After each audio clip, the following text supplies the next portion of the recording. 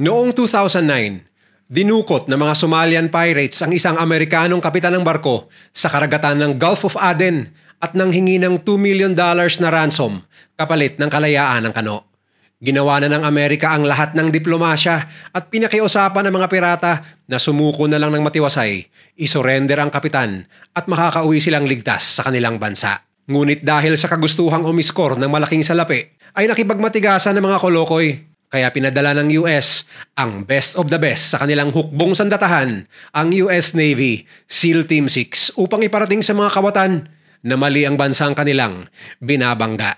At ang mga sumunod na pangyayari ay naging isa sa pinakasikat at maalamat na rescue operations na naging paksa ng di mabilang na libro, documentaries at box office na pelikula. Ito ang malupit na operasyon ng US Navy SEAL Team 6 upang iligtas si Captain Phillips. Mr.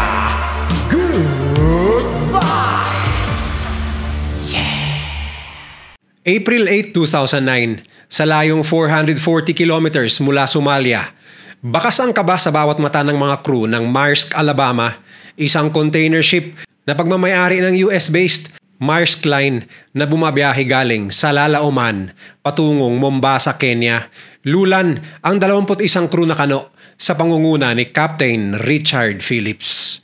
Bukod sa parte ng kanilang trabaho ang maging alerto oras-oras, buhat ng mga mamahaling kargamento na kanilang dala, alam ng bawat isa na binabaybay nila ang area kung saan talamak ang pamimirata ng mga shipment vessels. Ilang sandali pa ang kinatatakutan ng bawat miyembro ang nangyari. Sa hindi kalayuan, sakay ng nakaw na Taiwanese fishing vessel na FV Windfar 161. Namataan ng kapitan na si Captain Richard Phillips na may mga armadong kalalakihang mabilis na tumutungo sa kanilang lokasyon. Bagamat halos maihi sa kaba, agad na pinatunog ng kapitan ang pirate alarm sound. At dito, tila nagpanik at nabalot ng tensyon ang bawat crew member ng Maersk, Alabama. Bagamat bakas ang takot sa kanilang mga kilos, alam ng bawat crew member ang kanilang gagawin. Gamit ang mga flares at fire hoses, sinubukan ng mga crew na pigilan ang pag-akyat sa kanilang barko ng mga pirata.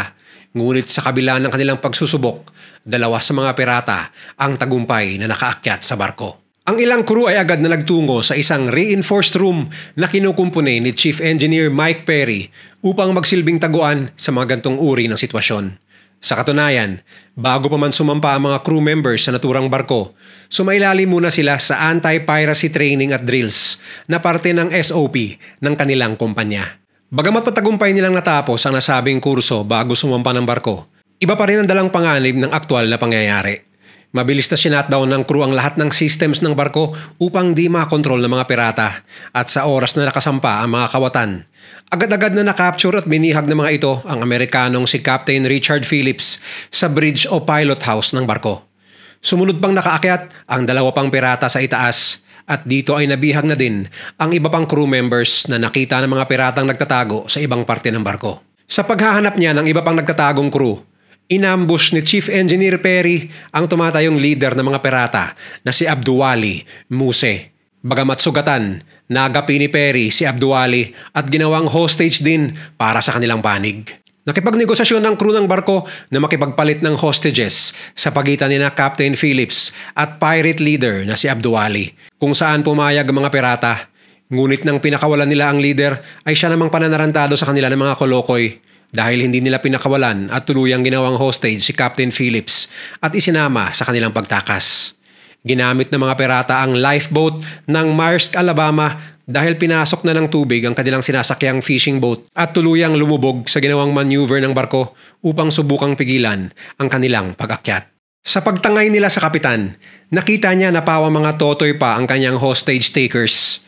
Sa katunayan, ang 4 na pirata ay may edad lamang na 17 hanggang 19 anyos at ayon sa kanyang obserbasyon, ang tumatayong leader ay eksperto na sa gantong larangan habang ang 3 niyang mga kasamahan ay pawang mga bagito.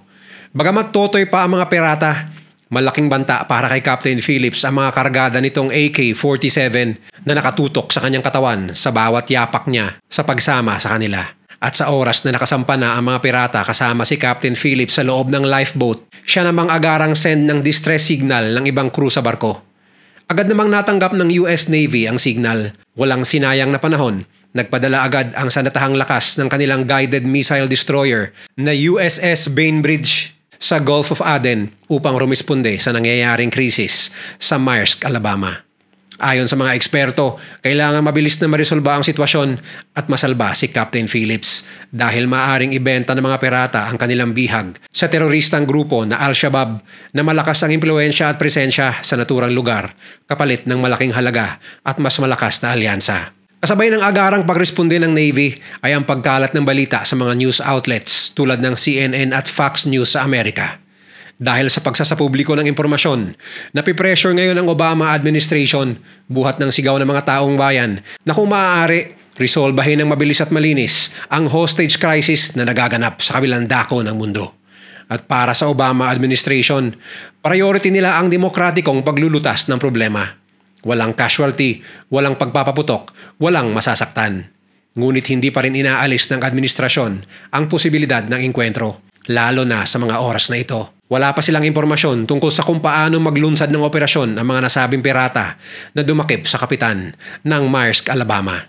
April 9, napalibutan ng US Navy ang lifeboat na sinasakyan ng mga pirata sa laot. Bagamat wala pang 24 hours matapos ang kanilang pagha-hijack, bakas na agad sa mukha ng mga pirata ang pagiging aligaga at praning dahil sa malalaking armas pandigma na nakapalibot sa kanila. Isang P-3C Orion surveillance aircraft ang nagsisilbing mata at source ng impormasyon ng Navy sa mga oras na ito.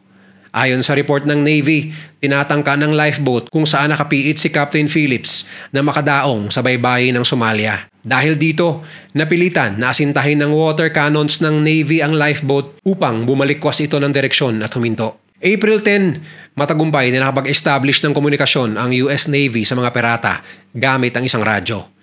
Ngunit hindi nagtagal at inihagis rin ng mga pirata ang radyo sa dagat dahil sa takot na baka nagbibigay raw ng impormasyon si Captain Phillips sa mga SEALs ukol sa kanilang plano. At ayon sa na-intercept ng US Navy na impormasyon, gumagamit ang mga pirata ng satellite phones upang manghingi ng resback mula sa ibang mga pirata at teroristang malapit sa lugar. Dahil dito, hindi na nagpatumpik-tumpik pa agad ng inalerto ng US Navy ang kanilang best of the best na secret weapon pagdating sa gantong sitwasyon, ang US Navy SEALs. Sa loob lamang ng 60 minuto, ang isang maliit at salang-sala na unit ng SEAL Team 6 ay agad-agad nang na-brief, naarmahan at na-deploy sa lugar na pinangyayarihan ng hostage taking.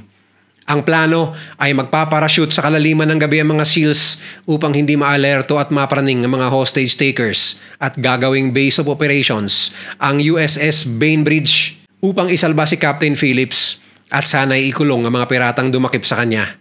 Bagamat hindi unang opsyon ang sumagupa ng engkwentro, minarapat ng SEALs na magpadala ng kanilang snipers sa oras na may mangyayaring hindi sang-ayon sa kanilang plano. April 11, matapos na mawala ng gasolina ang lifeboat, pumayag ang mga piratang hilahin ng Navy ang kanilang sinasakyan sa pag-aakalang ihahatid sila nito papunta sa pinakamalapit na pampang kung saan nag-aabang ang kanilang mga kaalyado. Sa puntong ito, nagpapakita na ng kahinaan ng mga pirata. Bagamat tinatanggihan nila ang offer ng US Navy na sumuko na lamang, tinanggap naman nila ang offer ng Navy na pagkain. Ang unang physical na contact na ito ang ginamit ng Navy upang mabilisang ma-assess ang sitwasyon sa loob ng lifeboat. Ayon sa US Navy soldier na nag-abot ng pagkain sa grupo, bakas daw ang pagod, gutom at stress sa bawat piratang naroon. Naririnig daw niya na pawang nagtatalo at nagsisigawan ng mga pirata na animoy hindi magkasundo sa gustong mangyari sa naturang sitwasyon. Habang nagaganap ang negosasyon at pag-abot ng pagkain sa kanilang mga target, may sariling intelligence efforts naman ng SEALs sa loob ng USS Bainbridge. Nakakuha sila ng impormasyon tungkol sa clan kung saan kabilang ang mga pirata. Agad silang kumontak ng isang elder mula sa naturang clan upang kumbinsihin sana ang mga binatang sumuko na lamang sa mga otoridad. At sa hindi inaasahang pagkakataon, bunga marahil ng kanilang pagtatalo nang narinig ng leader ng grupo na si Abduwali Muse ang boses ng kanilang elder. Agad itong lumabas na nakataas ang kamay at sumuko sa mga otoridad. Sa oras na nadala sa kustodyan ng Navy SEALs ang leader, inutusan ng mga sundalo na kausapin ng leader gamit ang parehas na PA system ang kanyang mga kasamahan na sumuko na lamang at itigil na ang kanilang kahangalan. Bagamat pawang mga bagito pa lamang sila, Tila matigas na ang kanilang mga ulo at pawang mga hindi takot humarap sa kamatayan. Ayon sa kanila, hindi sila handang bumalik sa kahirapan. Dagdag pa nila, sa puntong yon, ipinapasa Diyos na lamang raw nila ang kanilang kalagayan. Habang nagaganap ang sagutan sa pagitan ng Navy, mga pirata at kanilang leader, nakapwesto na ang SEAL snipers na may clear vision na ng kanilang mga targets. Bagamat isang kalabit lamang ng gatilyo ang tatapos sana sa krisis na yon, wala pa ring natatanggap na go signal ng SEALs mula sa White House. Tila nauubusan na ng pasensya ang mga sundalo dahil sa tagal ng aksyon ng kanilang gobyerno. Sa bawat minutong lumilipas, lalong lumalala ang estado ng mentalidad at kalusugan ni Captain Phillips na na-stuck sa loob ng lifeboat kung saan 3 agresibong kalalakihan ang panay ang tutok sa kanya ng kanilang mga baril. Kung ilalarawan, ang mga SEALs ay para mga attack dogs na nakatali, mga gigil na at naglalaway na sagpangin ng kanilang mga kalaban. Ngunit kahit na handa na at nasa pwesto ang mga sundalo, hindi pa rin madali ang kailangan nilang tapusin na trabaho. Una, kape at Red Bull lamang ang kanilang sandigan sa halos maghapon na asintahan ng kanilang mga target dahil sa paghihintay ng go signal ng White House. Pangalawa, ayon sa mga snipers, ang movement ng barko dala ng mga alon ay malaki ang epekto sa kanilang pag-aasinta. Hindi lamang yon, bawat galaw ng mga tao sa loob ng barko o lifeboat ay maaaring mag-iba ng anggulo ng kanilang pag-aasinta. Sa madaling sabi, panay ang adjust ng mga snipers sa kanilang pwesto para lamang hindi mawala sa kanilang scope ang mga target. Dito pumapasok ang training ng mga SEALs, lalo na sa larangan ng mental management, ang kapasidad na manatiling kalmado at lohikal kahit na handa silang kumitil anumang oras.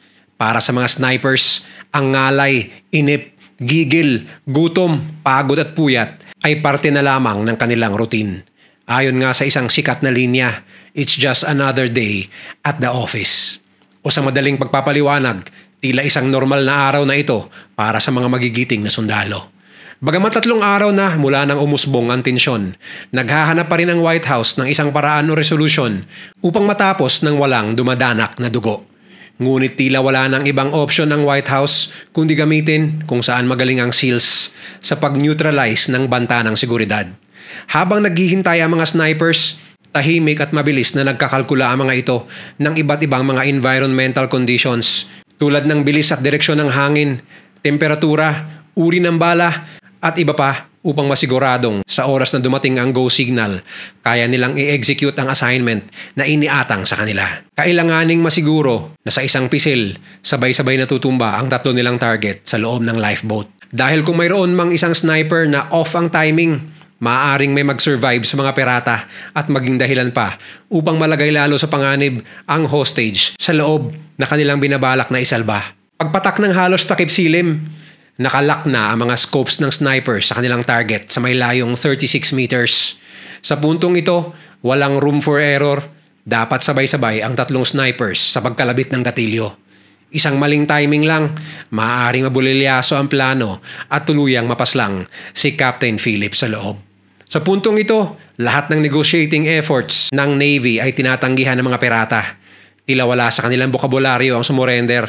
Ayon pa mismo sa mga spotters ng mga sniper, namamataan nila mula sa kilos ng mga pirata na nagiging mas praning at agresibo ang mga ito. At tila lalong binabantaan si Captain Phillips. Panay raw ang tutok ng AK-47s na mga ito sa kanyang mukha at pinagsisigawan ng kapitan na namamataang tahimik lang sa loob ng lifeboat. Ilang sandali pa, dumating na ang hinihintay ng SEALs. Nakatanggap na ng go signal ang kanilang commander mula sa White House. Ayon sa instruction, maaari na raw bigyan ng hudyat ng commander ang kanyang mga snipers sa oras na nalagay sa panganib o alanganin ang buhay ng kapitan. At sa puntong yun nga, dahil sa pagtanggi sa mga negosasyon at patuloy na pagiging agresibo at banta sa seguridad ni Captain Phillips, niradyo na ng commander sa kanyang snipers na the countdown begins. Kinumpirma ng bawat snipers ang kanilang status. Sniper 1 ready, Sniper 2 ready, Sniper 3 ready. At matapos bumilang ang kanilang commander ng 3, sabay-sabay ang pagbulagta ng mga pirata sa loob ng lifeboat. Matapos ang 3 magkakasabay na putok, agad na nagtungo ang isang team ng US Navy sa lifeboat upang i-retrieve ang katawan ng mga kawatan at isalba si Captain Phillips sa kapahamakan. Na-identify ang isang pirata bilang si Ali Aden Elmi. Ang isa naman ay mayroon raw last name na Hamak. habang ang pangatlo ay hindi natukoy ang pagkakakilanlan. Ang mga labi ng mga piratang Somali ay binalik sa Somalia sa huling linggo ng April 2009. Ang lifeboat naman kung saan napiit si Captain Phillips ng ilang araw kasama ang kanyang mga hostage takers ay idinonate sa National Navy UDT SEAL Museum sa Fort Pierce, Florida noong August 2009. At nagkaroon pa nga ng bersyon ng pelikula ang pangyayaring ito na may pamagat na Captain Phillips noong 2013 kung saan pinagbidahan ito ng batikang aktor na si Tom Hanks. Ngunit kung anong kabayanihan ang ipinakita sa pelikula ng kapitan, kabaligtaran naman ang pahayag ng iba niyang crew members na nagsampa ng kaso laban sa kanya sa Korte ng Amerika. Ayon sa kanila, inilagay daw ng kapitan ang kanilang buhay sa kapahamakan dahil sa kabila ng malinaw na warning na pag-iwas sa ruta na kanilang tinahak dahil sa talamak na pirate attack sa lugar na yon. Nang matigas pa rin ng ulo si Captain Phillips at sinabi pa raw sa kanila na hindi siya takot sa mga pirata at tinuloy ang pagdaan sa delikadong ruta. Nagkasundo ang dalawang panig sa hindi dinisclose na halaga ng salapi sa labas ng korte. At ang operasyong ito ay lalong nagpalawig sa alamat at kagitingan ng US Navy SEAL Team 6. Kung nag-enjoy ka sa video na ito, i-share mo naman sa iba at mag-subscribe ka na rin. Huwag kalimutang panoorin yung mga videos na nasa kanan para lalo pang maubos ang oras mo.